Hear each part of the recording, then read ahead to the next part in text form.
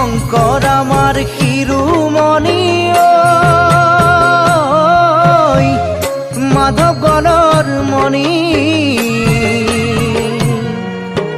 দুয়োজনা গুৰুৰে বাণী হৰি নামৰ ধ্বনি ভক্তি ৰসে বোৱাই দিলে অমৃতৰ নদী।